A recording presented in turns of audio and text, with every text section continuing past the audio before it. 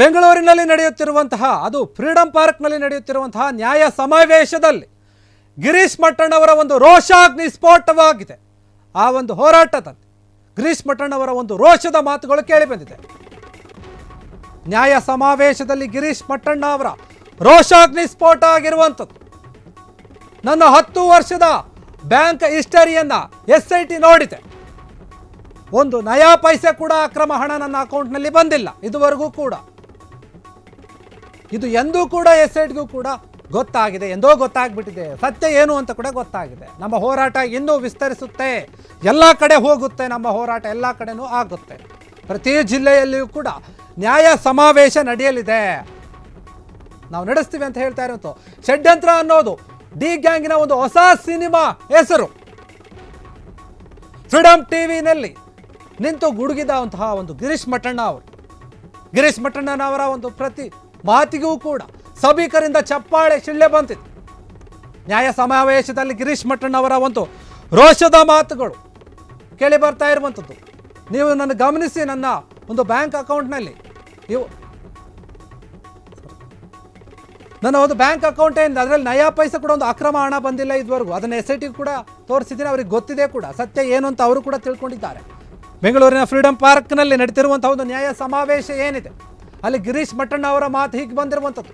ನಮ್ಮ ಹೋರಾಟ ಎಲ್ಲ ಕಡೆಯೂ ಕೂಡ ನಡೀತೆ, ಎಲ್ಲ ಜಿಲ್ಲೆಗೂ ವಿಸ್ತರಿಸುತ್ತೆ, ಎಲ್ಲ ಜಿಲ್ಲೆಯಲ್ಲೂ ಕೂಡ ಈ ಒಂದು ನ್ಯಾಯ ಸಮಾವೇಶ ನಡೆಸಲಿದ್ದೇನೆ ಅಂತ ಹೇಳ್ತಾ ಇರುವಂಥದ್ದು. ಷಡ್ಯಂತ್ರ ಅನ್ನೋದೇನಿದೆ ಅದು ಡಿ ಗ್ಯಾಂಗ್ನ ಒಂದು ಹೊಸ ಸಿನಿಮಾದ ಹೆಸರು. ಫ್ರೀಡಂ ಪಾರ್ಕ್ನಲ್ಲಿ ನಿಂತು ಗುಡುಗಿದ್ದಾರೆ ಗಿರೀಶ್ ಮಟ್ಟಣ್ಣ ಅವರು. ಫ್ರೀಡಂ ಪಾರ್ಕ್ನಲ್ಲಿ ಏನು ನಡೀತಾ ಇದೆ ಒಂದು ನ್ಯಾಯ ಸಮಾವೇಶ. ಆ ಸಮಾವೇಶದಲ್ಲಿ ಸೌಜನ್ಯ ಪರ ಹೋರಾಟಗಾರ ಗಿರೀಶ್ ಮಟ್ಟಣ್ಣ ಅವರು ಮಾತನಾಡಿರುವಂಥದ್ದು. ಅನೇಕ ವಿಚಾರಗಳನ್ನು ಹೇಳಿದ್ದಾರೆ. ಇದರ ಜೊತೆಗೆ ಈ ಒಂದು ನ್ಯಾಯ ಸಮಾವೇಶ ಏನಿದೆ ಇದು ಈ ಬೆಂಗಳೂರಿಗೆ ಮಾತ್ರ ಸೀಮಿತ ಆಗಿರಲ್ಲ, ಇದು ಇಡೀ ರಾಜ್ಯದಲ್ಲಿ ಕೂಡ ವಿಸ್ತರಿಸುತ್ತೆ. ಮುಂದಿನ ದಿನಗಳಲ್ಲಿ ಎಲ್ಲ ಜಿಲ್ಲೆಗಳಲ್ಲೂ ಕೂಡ ನಾವು ಈ ಒಂದು ನ್ಯಾಯ ಸಮಾವೇಶವನ್ನು ಮಾಡ್ತೇವೆ ಹೀಗಂತ ಹೇಳಿರುವಂಥದ್ದು ಗಿರೀಶ್ ಮಟ್ಟಣ್ಣ ಅವರು. ಸೌಜನ್ಯಗೆ ಆಗಿರುವಂಥ ಒಂದು ಅನ್ಯಾಯ ಏನಿದೆ ಅದಕ್ಕೋಸ್ಕರ ನ್ಯಾಯ ಸಿಗೋದಕ್ಕೆ ನಾವು ಎಲ್ಲಿಯವರೆಗೂ ಬೇಕಾದರೂ ಹೋರಾಡ್ತೀವಿ, ಕೊನೆಯವರೆಗೂ ನ್ಯಾಯ ಸಿಗೋ ತನಕ ನಾವು ಹೋರಾಡ್ತೀವಿ. ಷಡ್ಯಂತ್ರ ಅನ್ನೋ ಒಂದು ಹೆಸರು ಏನಿದೆ ಅದು ಡಿ ಗ್ಯಾಂಗ್ನ ಒಂದು ಹೊಸ ಸಿನಿಮಾದ ಹೆಸರು ಅಷ್ಟೇ. ಆದರೆ ನಾವು ಮಾಡ್ತಿರುವಂಥ ಒಂದು ಹೋರಾಟ ಏನಿದೆ ಅದನ್ನು ಯಾವತ್ತೂ ಕೂಡ ನಾವು ನಿಲ್ಲಿಸಲ್ಲ. ಏನೋ ನಮ್ಮ ಮೇಲೆ ಏನೇನೋ ಆರೋಪಗಳನ್ನು ಮಾಡಿದ್ರು, ದುಡ್ಡು ತೊಗೊಂಡು ಷಡ್ಯಂತ್ರ ಮಾಡಿದ್ದೀವಿ, ಏನೇನೋ ಒಂದು ಆರೋಪಗಳನ್ನು ಮಾಡಿದ್ರು. ಆದರೆ ನೀವು ನನ್ನ ಬ್ಯಾಂಕ್ ಅಕೌಂಟನ್ನು ಚೆಕ್ ಮಾಡ್ಕೊಳ್ಳಿ, ಅದರಲ್ಲಿ ಯಾವುದೇ ರೀತಿಯಾದ ಒಂದು ನಯಾ ಪೈಸಾ ಹಣ ಕೂಡ ಅಕ್ರಮ ಹಣ ಇಲ್ಲ ನನ್ನ ಹತ್ರ. ನನ್ನ ಎಲ್ಲ ಬ್ಯಾಂಕ್ ಸ್ಟೇಟ್ಮೆಂಟನ್ನು ಕೂಡ ನಾನು SIT ಟೀಮ್ಗೆ ಕೊಟ್ಟಿದ್ದೀನಿ, ಅವರು ಕೂಡ ಚೆಕ್ ಮಾಡಿದ್ದಾರೆ. ಸತ್ಯ ಏನು ಸುಳ್ಳು ಏನದು ಅನ್ನೋದು ಅವರು ಕೂಡ ತಿಳಿದುಕೊಂಡಿದ್ದಾರೆ. ನಾನು ಇವತ್ತಿಲ್ಲಿ ಧೈರ್ಯವಾಗಿ ನಿಂತು ಮಾತನಾಡ್ತಾ ಇದ್ದೀನಿ ಅಂತಂದರೆ ನಾನು ನ್ಯಾಯವಾಗಿದ್ದೀನಿ, ನ್ಯಾಯದ ಪರ ಹೋರಾಡ್ತಾ ಇದ್ದೀನಿ, ಅದಕ್ಕೋಸ್ಕರ ನಾನು ಇಲ್ಲಿ ಬಂದು ನಿಂತು ಮಾತಾಡ್ತಾ ಇದ್ದೀನಿ ಅನ್ನೋ ರೀತಿಯಲ್ಲಿ ಮಾತನಾಡಿದ್ದಾರೆ. ಬೆಂಗಳೂರಿನ ಫ್ರೀಡಂ ಪಾರ್ಕ್ನಲ್ಲಿ ನಿಂತ್ಕೊಂಡು ಗುಡುಗಿರುವಂಥದ್ದು ಈ ರೀತಿಯಾಗಿ ಗಿರೀಶ್ ಮಟ್ಟಣ್ಣ ಅವರು. ಏನೋ ಒಂದು ನ್ಯಾಯ ಸಮಾವೇಶ ನಡೀತಾ ಇದೆ, ಸಾವಿರಾರು ಜನ ಸಂಖ್ಯೆ ಸೇರಿದ್ದಾರೆ. ಅಲ್ಲಿ ಅನೇಕ ಸಾಮಾಜಿಕ ಒಂದು ಹೋರಾಟಗಾರರು ಕೂಡ ಸೇರಿರುವಂಥದ್ದು ಗಿರೀಶ್ ಮಟ್ಟಣ್ಣ ಅವರ ಜೊತೆ. ಈ ಒಂದು ವಿಚಾರ ಏನಿದೆ ದೊಡ್ಡ ಮಟ್ಟದಲ್ಲಿ ಹೋಗ್ತಾ ಇದೆ. ಮುಂದಿನ ದಿನಗಳಲ್ಲಿ ನಾವು ಎಲ್ಲ ಒಂದು ಜಿಲ್ಲೆಗಳಲ್ಲಿಯೂ ಕೂಡ ಈ ಒಂದು ನ್ಯಾಯ ಸಮಾವೇಶವನ್ನು ಮಾಡ್ತೀವಿ ಹೀಗಂತ ಹೇಳಿರುವಂಥದ್ದು ಗಿರೀಶ್ ಮಟ್ಟಣ್ಣ ಅವರು ನಿಂತು ಮಾತನಾಡಿದ್ದಾರೆ. ಧರ್ಮಾಧಿಕಾರಿಗಳು ತಮ್ಮನ್ನು ತಾವು ನಡೆದಾಡುವ ಮಂಜುನಾಥ್ ಅಂತ ಕರ್ಕೊಳ್ಳುವಂತವ್ರ ವಿರುದ್ಧ ಅವರ ಹೆಸರನ್ನೇ ಉಪಯೋಗ ಮಾಡದೇನೆ ಹೋರಾಟ ಮಾಡ್ರಿ ಅಂದ್ರೆ ಹೇಗೆ ಸಾಧ್ಯ ಅನ್ನೋದನ್ನು ಕೇಳಿದ್ದೆ ನಾನು. ಈ ಪ್ರಶ್ನೆ ಇವತ್ತು ಈಗ ಯಾಕೆ ಪ್ರಸ್ತಾಪ ಮಾಡ್ತಾ ಇದ್ದೀನಿ ಅಂತ ಹೇಳಿದ್ರೆ, ನೋಡಿ ಇದು ನಾವು ನೆರೆದಿರೋದು ಫ್ರೀಡಂ ಪಾರ್ಕ್ ಅಲ್ಲಿ, ಹೌದು ತಾನೆ? ಸ್ವತಂತ್ರ ಉದ್ಯಾನವನ. ಈಗ ಏನು ನಮ್ಮನ್ನು ಬಿಂಬಿಸ್ತಾ ಇದ್ದಾರೆ ಅಂತ ಹೇಳಿದ್ರೆ, ಹೋರಾಟ ಮಾಡುವುದೇ ಷಡ್ಯಂತ್ರ. ಈ ನಕಲಿ ದೇವ ಮಾನವನ ವಿರುದ್ಧ ಹೋರಾಟ ಮಾಡಿದರೆ ಅದು ಷಡ್ಯಂತ್ರ. ಒಂದು ವೇಳೆ ಇದೇ ಕಾನ್ಸೆಪ್ಟ್, ಇದೇ ನ್ಯಾರೇಷನ್ ಸ್ವತಂತ್ರ ಸಿಕ್ಕಂತ ಸಂದರ್ಭದಲ್ಲಿ ಇದ್ರೆ ಏನಾಗ್ತಿತ್ತು? ಈ ಸ್ವಾತಂತ್ರ್ಯ ಉದ್ಯಾನವನನ್ನ ಷಡ್ಯಂತ್ರ ಉದ್ಯಾನವನ ಅಂತ ಹೆಸರಿಡ್ತಾ ಇದ್ರು, ಹೌದಲ್ಲ? ಫ್ರೀಡಂ ಪಾರ್ಕ್ ಅಂತ ಇರ್ತಿರ್ಲಿಲ್ಲ, ಷಡ್ಯಂತ್ರದ ಪಾರ್ಕ್ ಅಂತ ಇರ್ತಾ ಇದ್ರು. ಈಗ ಅವ್ರು ಏನ್ ಮಾಡ್ತಾ ಇದ್ದಾರೆ? ಹೋರಾಟ ಮಾಡಿದ್ರೆ ಷಡ್ಯಂತ್ರ. ಯಾರ ವಿರುದ್ಧ ಷಡ್ಯಂತ್ರ? ದೇವಸ್ಥಾನದ ವಿರುದ್ಧ ಅಂತೆ. ಹೋರಾಟ ಮಾಡ್ತಾ ಇರೋರು ಎಲ್ಲರೂ ಕೂಡ ಅನೇಕರು ದೇವಸ್ಥಾನದ ಭಕ್ತರೇ. ಅಮಾಯಕವಾಗಿ ಸತ್ತು ಹೋದಂತವರು, ಅತ್ಯಾಚಾರಕ್ಕೊಳಗಾದವರು, ಪ್ರಾಣದ ಭಕ್ತರೇ, ಅಲ್ಲಿ ನೇತ್ರಾವತಿಯಲ್ಲಿ ತೇಲದಂತ ಹೆಣಗಳಲ್ಲಿ ಬಂದವರು ಯಾರವರು? ಆಡಳಿತಾಧಿಕಾರಿಗಳು, ಧರ್ಮಾಧಿಕಾರಿಗಳು ತಮ್ಮನ್ನು ತಾವು ನಡೆದಾಡುವ ಮಂಜುನಾಥ್ ಅಂತ ಕರ್ಕೊಳ್ಳುವಂತವ್ರ ವಿರುದ್ಧ ಅವರ ಹೆಸರನ್ನೇ ಉಪಯೋಗ ಮಾಡದೇನೆ ಹೋರಾಟ ಮಾಡಿದ್ರಿ ಅಂದ್ರೆ ಹೇಗೆ ಸಾಧ್ಯ ಅನ್ನೋದನ್ನು ಕೇಳಿದ್ದೆ ನಾನು.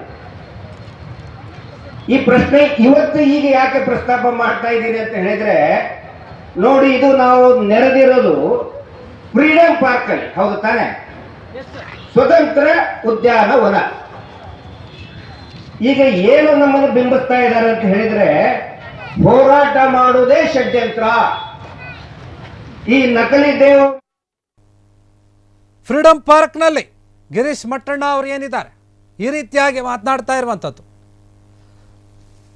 ಫ್ರೀಡಂ ಪಾರ್ಕ್ನಲ್ಲಿ ನಿಂತು ಗಿರೀಶ್ ಮಟ್ಟಣ್ಣ ಅವರು ಗುಡುಕ್ತಾ ಇದ್ದಾರೆ. ಎಸ್, ಈ ಬಗ್ಗೆ ಇನ್ನಷ್ಟು ಮಾಹಿತಿಯನ್ನು ಕೊಡೋಕೆ ಆ ಸ್ಥಳದಿಂದ ನೇರ ಸಂಪರ್ಕದಲ್ಲಿ ನಮ್ಮ ಪ್ರತಿನಿಧಿ ಸಾಹಿಲ್ ಅವರಿದ್ದಾರೆ, ಮಾತಾಡ್ಸೋಣ. ಸಾಹಿಲ್ ಅವರೇ, ಕೇಳಿಸ್ತಾ ಇದೆಯಾ? ನ್ಯಾಯ ಸಮಾವೇಶ ನಡೀತಾ ಇದೆ. ಮಟ್ಟಣ್ಣ ಅವರು ಅನೇಕ ವಿಚಾರಗಳನ್ನು ಹಂಚಿಕೊಂಡಿದ್ದಾರೆ, ಒಂದು ರೀತಿ ಗುಡುಗಿದ್ದಾರೆ ಅಂತ ಹೇಳಿ ಕಾಣಿಸ್ತಾ ಇದೆ ಅವರ ಒಂದು ಮಾತುಗಳಲ್ಲಿ. ಏನು ಮಾತಾಡಿದ್ರು ಅವರು ಇನ್ನಷ್ಟು ಹೇಳೋದಾದ್ರೆ? ವಿವೇಶ್, ಈಗ ನ್ಯಾಯ ಸಮಾವೇಶ ಅತ್ಯಂತ ಕಟ್ಟಕಡೆಯ ಘಟ್ಟಕ್ಕೆ ಬಂದು ತಲುಪಿದೆ. ಗಿರೀಶ್ ಮಟ್ಟಣ್ಣನವರು ತನ್ನ ಭಾಷಣದ ಆರಂಭದಲ್ಲಿ I am not A rightist, I am not A leftist, I am against rapist ಅಂತ ಹೇಳ್ತಾರೆ. ಅಂದ್ರೆ ಅವರ ಭಾಷಣದಲ್ಲೇ ನಾನು ಬಲಪಂಥಿಯನ್ನೂ ಅಲ್ಲ, ಎಡಪಂಥಿಯನ್ನೂ ಅಲ್ಲ, ನಾನು ಅಗೇನ್ಸ್ಟ್ ರೇಪಿಸ್ಟ್ ಅಂತ ಹೇಳ್ತಾರೆ. ಅದು ಬರಬರುತ್ತಾ ಫ್ರೀಡಂ ಪಾರ್ಕ್ ಎನ್ನುವಂತಹದ್ದು ಅದೆಷ್ಟೋ ಅನ್ಯಾಯದ ವಿರುದ್ಧ ಗುಡುಗಿರ್ತಕ್ಕಂಥ ಒಂದು ವೇದಿಕೆ. ಸೊ ಈ ನಾವು ಏನೇ ಮಾಡಿದ್ರು ಕೂಡ ಅದನ್ನ ಷಡ್ಯಂತ್ರ ಅಂತ ಹೇಳ್ತಿದಾರಲ್ಲ. ಸಾವಿರಾರು ಹೋರಾಟಗಳು ನಡೆದಿರುವಂತಹ ಫ್ರೀಡಂ ಪಾರ್ಕ್ ಇಲ್ಲಿ ಬಂದು ನಾವು ಪ್ರೊಟೆಸ್ಟ್ ಮಾಡ್ತಾ ಇದೀವಿ, ಇದು ಷಡ್ಯಂತ್ರ ಪಾರ್ಕ್ ಅಂತ ಹೇಳೋದಕ್ಕೂ ಕೂಡ ಹಿಂಜರಿಯೋದಿಲ್ಲ ಅನ್ನೋ ಅರ್ಥದಲ್ಲಿ ವ್ಯಾಖ್ಯಾನಿಸ್ತಾ ಇದ್ರು ದಿನೇಶ್. ಇನ್ನು ಸರಿಸುಮಾರು 10 ವರ್ಷದಿಂದ ನಾನು ನನ್ನ ಬ್ಯಾಂಕ್ ಅನ್ನ ಅತ್ಯಂತ ಸಕ್ರಿಯನಾಗಿ ಇಟ್ಕೊಂಡಿದ್ದೀನಿ. ಅಕ್ರಮ ಫಂಡ್ ಬರ್ತಾ ಇದೆ ಅನ್ನೋ ಆರೋಪಕ್ಕೆ ಸಂಬಂಧಪಟ್ಟ ಹಾಗೆ ಅವರು ಹೇಳೋದು, 10 ವರ್ಷದ ಎಲ್ಲ ಆಕ್ಟಿವಿಟೀಸ್, ಎಲ್ಲ ಹಣದ ವಹಿವಾಟನ್ನು ಕೂಡ ನಾನು ತೆರೆದಿಡ್ತೀನಿ. SIT ಅವರು ನನ್ನನ್ನು 1-2 ಬಾರಿ ಅಲ್ಲ 10 ಬಾರಿ ವಿಚಾರಣೆಗೆ ಕರೆದಿದ್ದಾರೆ. ಈ ಹೆಣಹುತ ಪ್ರಕರಣದಲ್ಲಿ ಒಬ್ಬ ವ್ಯಕ್ತಿ 9ಕ್ಕೂ ಹೆಚ್ಚು ಬಾರಿ ವಿಚಾರಣೆಗೆ ಒಳಗಾಗಿದ್ದಾನೆ ಅಂದ್ರೆ ಅದು ಗಿರೀಶ್ ಮಟ್ಟಣ್ಣನವರು ಮಾತ್ರ. ಅರ್ಥಾತ್ ನಾನು 10ಕ್ಕೂ ಹೆಚ್ಚು ಬಾರಿ ವಿಚಾರಣೆಗೆ ಒಳಗಾಗಿದ್ದೇನೆ. ಎಲ್ಲ ಬ್ಯಾಂಕ್ ಆಕ್ಟಿವಿಟೀಸ್ಗಳು ಕೂಡ SIT ಅವರು ಗಮನಿಸಿದ್ದಾರೆ. ನನ್ನ ಪಕ್ಕದಲ್ಲಿ ನನ್ನ ಜೊತೆಗೆ ಮಲಗುವಂತಹ ಹೆಂಡತಿಗೂ ನನ್ನ ಎಲ್ಲ ಬ್ಯಾಂಕಿನ ವಹಿವಾಟುಗಳು ಗೊತ್ತು. ಕೆಲವರು ಆರೋಪ ಮಾಡ್ತಾರೆ ನನ್ನ ಹೆಂಡತಿ ಅಕೌಂಟಿಗೆ ಬಂದಿದೆ ಅಂತ ಹೇಳಿ. ನನ್ನ ಪಕ್ಕದಲ್ಲಿ ಮಲಗುವಂತ ನನ್ನ ಹೆಂಡತಿ ಅಕೌಂಟ್ ಬಗ್ಗೆ ನನಗೆ ಅರಿವಿರೋದಿಲ್ವಾ ಅಂತ ಹೇಳಿ ಹುಡುಕ್ತಾ ಇದ್ರು ದಿನೇಶ್. ಗಿರೀಶ್ ಮಟ್ಟಣ್ಣ ಅವರು ನೀವು ಹೇಳಿದಂಗೆ ಅನೇಕ ಬಾರಿ SIT ಒಂದು ವಿಚಾರಣೆಯನ್ನ ಎದುರಿಸಿದ್ರು. ಎಲ್ಲೋ ಒಬ್ಬ ಹೋರಾಟಗಾರನಿಗೆ ಈ ರೀತಿ ಆದಾಗ ಸ್ವಲ್ಪ ಒಂದು ಭಯ ಅಥವಾ ಹಿಂಜರಿಕೆ ಅನ್ನೋದು ಬರುತ್ತೆ. ಆದ್ರೆ ಗಿರೀಶ್ ಮಟ್ಟಣ್ಣ ಅವರ ಒಂದು ಮಾತುಗಳಲ್ಲಿ ಅದು ಯಾವುದು ಕಾಣ್ತಾ ಇಲ್ಲ ಅನ್ಸುತ್ತೆ ಅಲ್ವಾ? ಇಲ್ಲ, ಅವರು ಈಗಲೂ ಈ ಕ್ಷಣದವರೆಗೂ ಹೇಳ್ತಾ ಇರೋದು, ನನ್ನನ್ನ ನೀವು ಬ್ರೈನ್ ಮ್ಯಾಪಿಂಗಿಗೆ ಒಳಪಡಿಸಿದ್ರು ಕೂಡ ನಾನು ಸಂಪೂರ್ಣವಾಗಿ ತಯಾರಾಗಿದ್ದೇನೆ. ಅವ್ರು ಇನ್ನೊಂದು ಮಾತು ಹೇಳ್ತಾರೆ ಭೀಮೇಶ್, ಯಾರಿಗಾದ್ರೂ ಬಂಧನದ ಭೀತಿ ಇದ್ರೆ ಅವರು ನಿರೀಕ್ಷಣಾ ಜಾಮೀನಿಗೆ ಮೊರೆ ಹೋಗ್ತಾರೆ, ಆಂಟಿಸಿಪೇಟರಿ ಬೇಲ್ಗೆ ಅಪ್ಲೈ ಮಾಡ್ತಾರೆ. ಆದ್ರೆ ನಾನು ಈವರೆಗೂ ಮಾಡಿಲ್ಲ. ಇವತ್ತಲ್ಲ ನಾಳೆ ನನ್ನ ಬಂಧನ ಆಗೋ ಸಾಧ್ಯತೆಗಳಿದಾವೆ ಅನ್ನೋ ಸೂಚನೆ ನನಗಿದ್ರು ಕೂಡ ನಾನು ಆಂಟಿಸಿಪೇಟರಿ ಬೇಲನ್ನು ಕೂಡ ಪಡೆದುಕೊಂಡಿಲ್ಲ. ಅದರರ್ಥ ನಾನು ಈವರೆಗೂ ನಿರ್ಭಯನಾಗಿದ್ದೀನಿ, ನಾನು ಅತ್ಯಂತ ಪ್ರಾಮಾಣಿಕನಾಗಿದ್ದೀನಿ. ಯಾವುದೇ ತನಿಖಾ ಸಂಸ್ಥೆಗಳ ಪರಿಶೀಲನೆಗೂ ಮತ್ತು ವಿಚಾರಣೆಗೂ ಕೂಡ ನನ್ನನ್ನ ಯಾವಾಗ ಬೇಕಾದ್ರೂ ಒಳಪಡಿಸಬಹುದು ಅಂತ ಹೇಳಿ ವೆರಿ ಕಾನ್ಫಿಡೆನ್ಸ್ ಆಗಿ ಹೇಳ್ತಾರೆ ಭೀಮೇಶ್. ಇದು ಈಗ ಇವರು ಏನಿದ್ದಾರೆ ಮಟ್ಟಣ್ಣ ಅವರು ಮಹೇಶ್ ಶೆಟ್ಟಿ ತಿಮರೋಡಿ ಅವ್ರ ಬಗ್ಗೆ ಏನಾದ್ರು ಮಾತನಾಡಿದ್ರ? ಅವ್ರ ಗಡಿಪಾರಿನ ವಿಚಾರವಾಗಿ ಏನಾದ್ರು ಮಾತನಾಡಿದ್ರ ವೇದಿಕೆಯಲ್ಲಿ? ಮಹೇಶ್ ಶೆಟ್ಟಿ ತಿಮರೋಡಿ ಒಬ್ಬರನ್ನ ಗಡಿಪಾರು ಮಾಡಿದ ಕಾರಣವನ್ನ ಇಟ್ಟುಕೊಂಡು ನೀವು ಹೋರಾಟವನ್ನ ಹತ್ತಿಕ್ತೀವಿ ಅಂತ ಹೇಳಿ ಅಂದುಕೊಳ್ಳಬೇಡಿ, ಅದು ಭ್ರಮೆ. ಮಹೇಶ್ ಶೆಟ್ಟಿ ತಿಮರೋಡಿ ಪ್ರತಿ ಕನ್ನಡಿಗನ ಮನಸ್ಸಿನಲ್ಲೂ ಕೂಡ ಇದ್ದಾನೆ.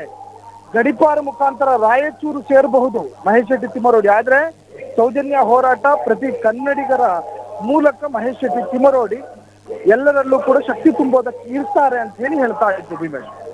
ಓಕೆ ಸಾಹಿಲ್, ಥ್ಯಾಂಕ್ ಯು ತಮ್ಮೆಲ್ಲ ಮಾಹಿತಿಗಾಗಿ, ಧನ್ಯವಾದ.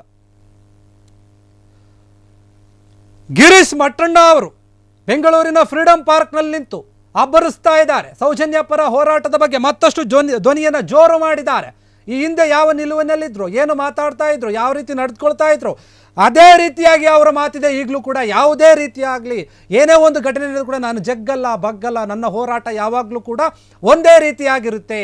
ಅದು ಎಲ್ಲಿಯವರೆಗೂ ಅಂತಂದರೆ ಸೌಜನ್ಯಕ್ಕೆ ನ್ಯಾಯ ಸಿಗೋವರೆಗೂ ಕೂಡ ನಾನು ಹೋರಾಟ ಮಾಡ್ತೀನಿ. ಯಾವತ್ತೂ ಕೂಡ ಯಾರು ಏನೇ ಮಾಡೋಕ್ಕೆ ಬಂದರೂ ಕೂಡ ಬೆದರಿಸ್ತರು ಯಾವುದೇ ಒಂದು ಕಾರಣಕ್ಕೂ ನಾನು ಜಗ್ಗಲ್ಲ ಅನ್ನೋ ರೀತಿಯಾಗಿ ಮಾತನಾಡ್ತಾ ಇರುವಂಥದ್ದು. ಗಿರೀಶ್ ಮಠಣ್ಣ ಅವರು ಬೆಂಗಳೂರಿನ ಒಂದು ಫ್ರೀಡಂ ಪಾರ್ಕ್ನಲ್ಲಿ ನಿಂತು ಈ ರೀತಿಯಾಗಿ ಮಾತನಾಡ್ತಾ ಇದ್ದಾರೆ. ಒಂದು ನ್ಯಾಯ ಸಮಾವೇಶ ಏನಿದೆ ಅದರಲ್ಲಿ ನಿಂತು ಮಾತನಾಡ್ತಾ ಇರುವಂಥದ್ದು. ಕ್ಷಣ ಕ್ಷಣದ ಸುದ್ದಿಗಳಿಗಾಗಿ ಫ್ರೀಡಂ ಟಿವಿ ಸಬ್ಸ್ಕ್ರೈಬ್ ಮಾಡಿ, ಲೈಕ್ ಮಾಡಿ ಹಾಗೂ ಫಾಲೋ ಮಾಡಿ. ಹೊಸ ಸುದ್ದಿಗಳ ನೋಟಿಫಿಕೇಶನ್ಗಾಗಿ ಬೆಲ್ ಐಕಾನ್ ಮೇಲೆ ಕ್ಲಿಕ್ ಮಾಡಿ.